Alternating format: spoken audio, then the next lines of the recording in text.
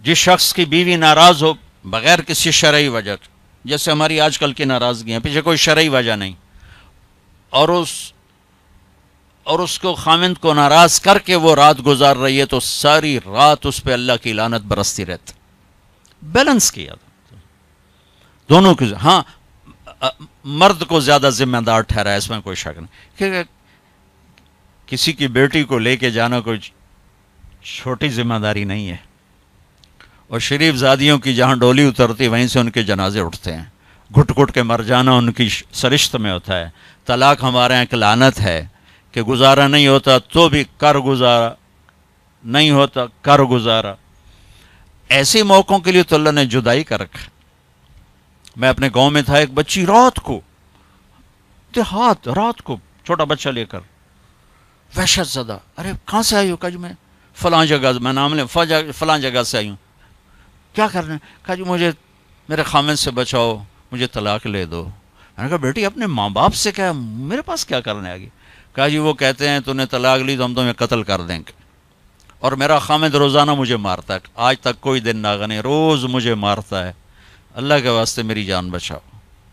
کہا بیٹی میں کیا کر سکتا، میرے پاس آنسوؤں کے سوا کچھ بھی نہیں. میں تو یہ دعا کر سکتا ہوں، رو سکتا ہوں، اور میں کچھ نہیں کر سکتا. میں تمہارے خاندانی معاملات میں کیسے دخل دوں؟ ہاں میرا کوئی رشتہ ناتا ہوتا تو پھر میں کوئی دخل دیتا، لیکن میں تمہیں جانتے نہیں تم کون ہو. البتہ میں نے اس نے کہا چلو میرے کسی بھائی سے بات کہا. میں نے اس کے بھائی سے تھوڑی سی بات کی، بھائی اپنی بہن کا خیال کرو. آگے میں نے کچھ نہیں کہا. یہ میرے معاشرے کے سلگتے ہوئے مسائل ہیں، یہ دکھتی ہوئی رگیں ہیں، یہ بھڑکتی ہوئی آگ ہے جس نے در و دیوار کو خس و خاشاک بنا دیا ہے کہ ہم زبان کا بولنا جانتے، کاروباری ڈیلنگ جانتے ہیں، بیوی سے کیسے بولنا ہے، بیٹے سے کیسے بولنا ہے. معذرت کے ساتھ آج کل کی اولاد بھی نافرمان ہے، لیکن نافرمان بنانے میں ماں باپ کا بھی بہت بڑا ہاتھ ہے، کہ وہ اولاد کو سمجھتے ہیں جیسے گائے بیل ہے، جدھر باندھ دو جدھر کر دو.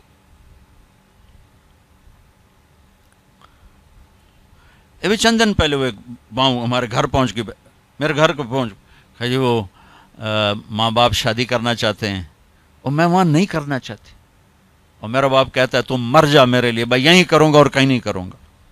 اس کی عمر اتنی زیادہ ہے، میری عمر یہ ہے، 20-25 سال کا 20 میں فرق ہے. کہ میرا ادھر ہی کرنی ہے، نہیں تو تیری نہیں کرنی، بیٹھی رہو. یہ والدین کا جبر ہے. تو میرے نبی پاک صلی اللہ علیہ وسلم نے ایک خوبصورت طریقہ زندگی سکھایا، گھروں کو آباد کر کے بتایا. وہ طریقہ جو بھی اپنائے گا اس کے گھر میں خوشحالی ہوگی، خوشی ہوگی، خوشی. اور اس کا ایک لفظ ہے، ایک دوسرے کو برداشت کر. یہ آتے ہی بیوی میری غلام بن کے چلے، میں حاکم ہوں، اور بیوی آتے کہ ہونی تھے میری چلے گی، تیری ماں دی نہیں چلے گی، تو سوائے پھر بھڑکتی آگ کے کچھ بھی نہیں ہوگا. رشتوں کو میرے بھائی بہنوں صرف برداشت سے چلایا جاتا ہے. رشتوں پر مسلط ہو کے رشتے آباد نہیں ہوتے. جھکنا پڑتا ہے، سہنا پڑتا ہے، دبنا پڑتا ہے. جو دبنا سیکھے گا اللہ کی قسم اس کی زندگی خوبصورت ہو جائے گی. اس کا شکل صورت سے تعلق نہیں، سونے چاندی زیور سے تعلق نہیں. خوبصورت اخلاق زندگی کو 4 چاند لگا دیتے ہیں. بد اخلاقی زندگی، میرے نبی میں ایک حدیث یاد آ گئی، اجتنبوا الدمن الخضراء. تو آپ کے الفاظ تھوڑا مشکل تھے، تو صاحب نے کہا یا رسول اللہ، آپ نے کہا الدمن الخضراء سے بچو. یا رسول اللہ دمن خضراء کیا ہوتا ہے؟ آپ نے کہا المرأة الحسناء فی المنبت السوء. بد اخلاق خوبصورت عورت سے بچو، اس کے حسن پہ نہ ریچھ جانا ورنہ زندگی تباہ ہو جائے گی. بد اخلاق سے بچو، بد اخلاق سے بچو. آدمی بھوک پر گزارا کر سکتا ہے، کڑوے بول پہ گزارا نہیں کر سکتا. عزت دو ایک دوسرے کو، گھروں کو آباد کرنا، عزت دو. میرے نبی نے عزت دے کر دکھایا. عرب میں جب عورت ناپاکی کی حالت میں ہوتی تھی تو وہ اپنے خامند کے ساتھ نہیں سو سکتی تھی. الگ الگ کر دیا جاتا تھا اسے. حضرت ام سلمہ رضی اللہ تعالیٰ عنہ، حضرت ام سلمہ رضی اللہ تعالیٰ عنہ، وہ رات کو اللہ کے نبی کے ساتھ ایک چارپائی پر سوئے ہوئے، تو انہیں محسوس ہوا کہ وہ ناپاکی کی حالت میں چلی گئیں. وہ چھپ کر کے اٹھ گئیں اور جا کر کپڑے تبدیل کر کے ایک طرف ہو، آپ کی آنکھ کھلی، دیکھا ام سلمہ نہیں، دیکھا تو ادھر. اللہ کے نفس تھی، لگتا ہے تجھے مینسز کا، جیاں کا، ادھر میرے پاس ہی آ کے لیٹو. دوبارہ اپنے پاس آ کے ان کو لٹایا. یہ عزت ہے جو میرے نبی نے اپنے گھر والوں کو دی ہے. جہاد کا سفر تھا، جہاد کا، اور قافلہ چلنے لگا. حضرت عائشہ بیٹھ گئیں، ٹھیک، تو یوں دیکھا تو گلے میں ہار کوئی نہیں. تو انہیں کہا یا رسول اللہ میرا تو ہار گم ہو گیا. تو آپ کہتے تجھے ہار کی پڑی، ادھر جہاد کا سفر ہے، چل. آپ نے کہا چلو بھائی عائشہ کا ہار ڈھونڈو. سارے لشکر کو ہار ڈھونڈنے پہ لگا دیا. اور ڈھلتا سورج ٹھنڈا ہو گیا تھا جب سفر کی تیاری ہو رہی تھی، تو شام ہو گئی، ہار نہیں ملا. تو اب مغرب پڑی، عشاء پڑی، تو اندھیرا چھا گیا، سفر بھی نہیں ہو سکتا، صبح ہی سفر کرنا. فجر کا وقت داخل ہوا، پانی کوئی نہیں. پانی ان کا پانی آگے تھا جہاں وہ انہوں نے پہنچنا تھا.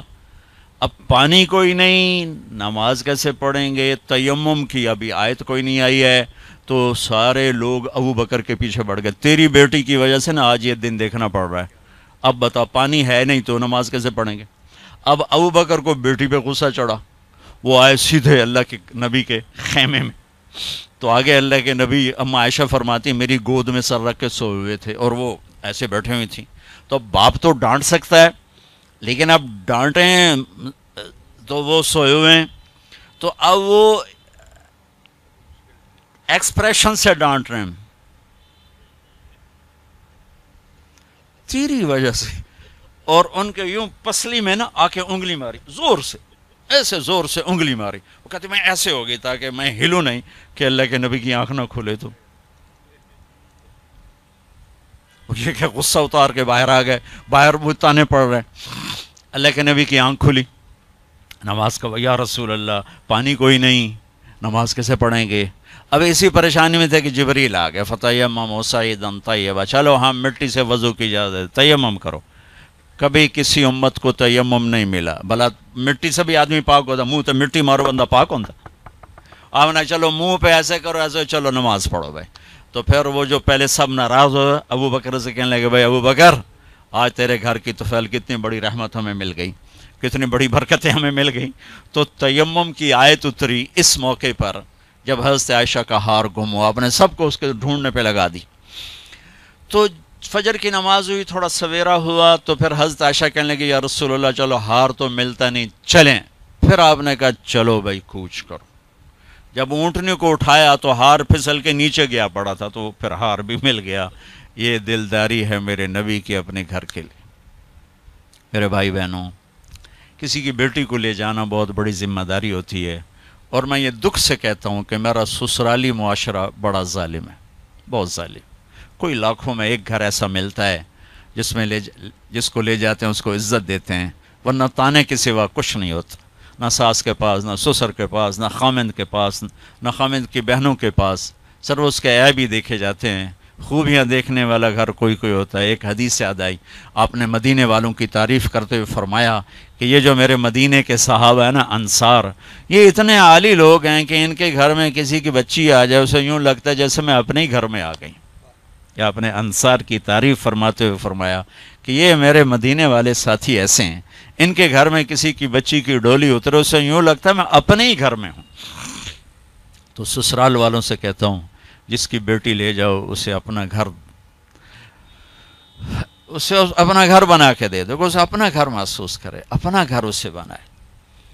ورنہ جانے والی بیٹی کا اللہ نے حق رکھا ہے، شریعت نے حق رکھا ہے کہ اگر وہ تمہاری طرح مالدار ہیں تو انہیں الگ گھر میں اتارو تاکہ کوئی ان کی زندگی میں داخل نہ ہو سکے، وہ اپنی زندگی گزاریں. ان میں جو جھگڑا ہوگا تھوڑا ہوگا، لیکن ادو سس بولی، ادو سورا، ادو نو بولی، ادو او بولے، ادو او بولیا، وہ تو نیری کھچڑی پک جانتی، مطلب مناوے کہنوں تے رساوے کہنوں. تو شریعت نے حق رکھا ہے کہ اس کو الگ گھر میں اتارو.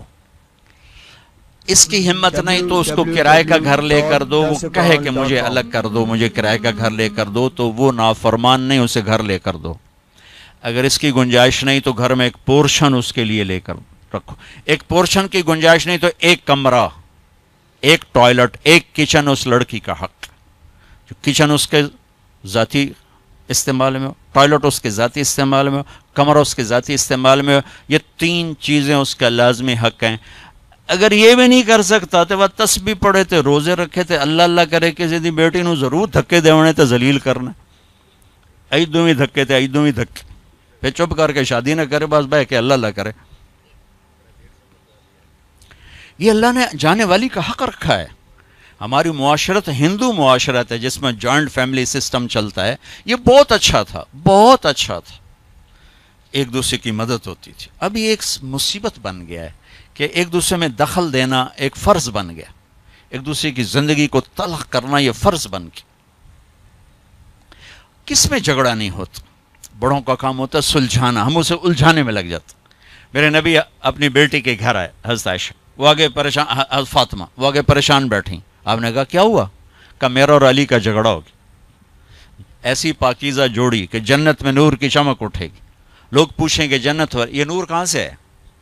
تو فرشتے کہیں گے اوپر کی جنت میں علی و فاطمہ مسکرائے ہیں, ان کے دانتوں کے نور سے نکلے نور نے جنت کو روشن کر لیا ہے.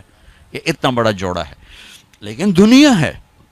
آپ نے کہا علی کدھر کا؟ یہ باہر نکل گئے. آپ ان کے پیچھے گئے, دیکھا تو مسجد میں سوئے ہوئے تھے. ان کو کہا ابو تراب اٹھو, یہ ٹائٹل یہاں دیا, ابو تراب اٹھو. ان کو لے کر آئے, گھر تشریف لائے, زمین پر لیٹ گئے. علی کو دائیں طرف لٹایا اور فاطمہ کو بائیں طرف لٹایا. علی کا ہاتھ پکڑ کے اپنے پیٹ پر رکھا, ادھر سے فاطمہ کا ہاتھ پکڑ کے علی کے ہاتھ پر رکھا, اور بیٹی کے ہاتھ کے اوپر اپنا ہاتھ رکھا. اب یہ علی کا ہاتھ, یہ فاطمہ کا ہاتھ, یہ میرے نبی کا ہاتھ علیہم الصلوات و تسلیمات, ٹھیک. اور فرمایا بولو بھائی ہماری صلح ہو. پوچھا نہیں کی لڑائی ہو, اے جڑے پوچھن والے ہو لڑا کے آ جان, تو کیا کیا ابھی, تو کیا کیا, وہ ڈھیر لڑ لڑ کے ویلے ہوئے بیٹھے. تو میرے نبی نے پوچھا نہیں ہاں بھائی تو کیا کہتا اور تو کیا کہتی.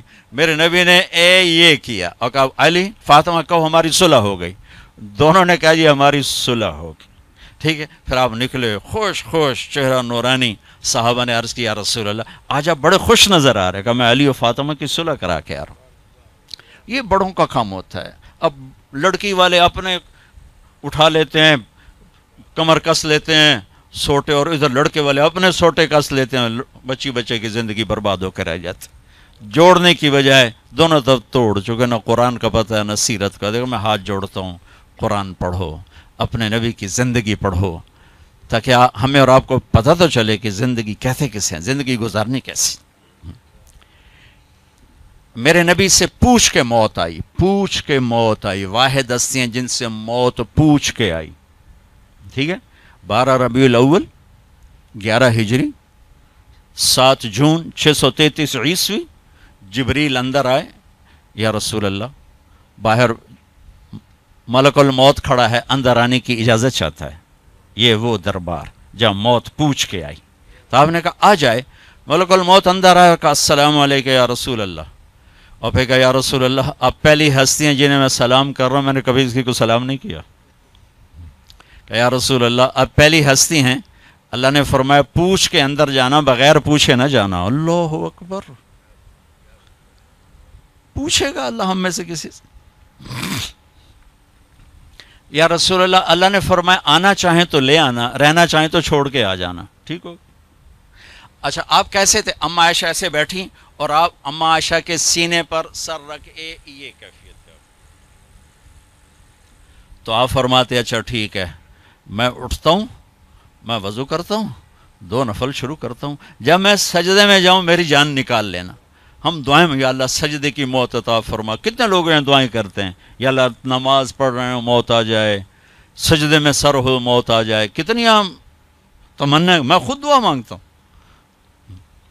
تو آپ کہتے کہ تم ٹھہرو میں وضو کر لوں, جب میں سجدے میں سر رکھوں میری جان نکال لینا.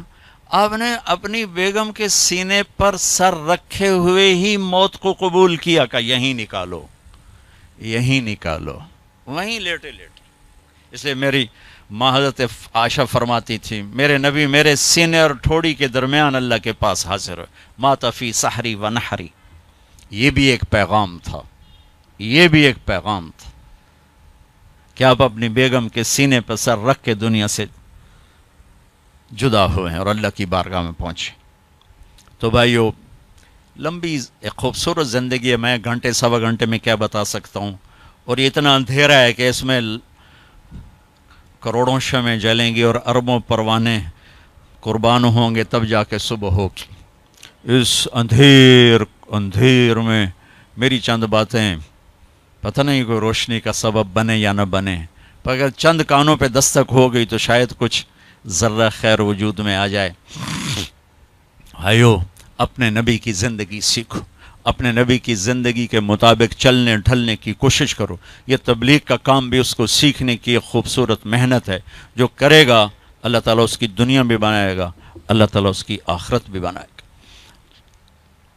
آخری بات یہ کہتا ہوں، اپنے گھروں کو آباد کرنا ہے تو اس زبان پہ قابو پانا سیکھ لیں، اس زبان پہ قابو پانا سیکھ لیں، اس زبان پہ قابو پانا سیکھ لیں، انشاءاللہ میرے آپ کے گھر آباد ہو جائیں گے۔ اللہ تعالی ہمیں عمل کی توفیق بخشے۔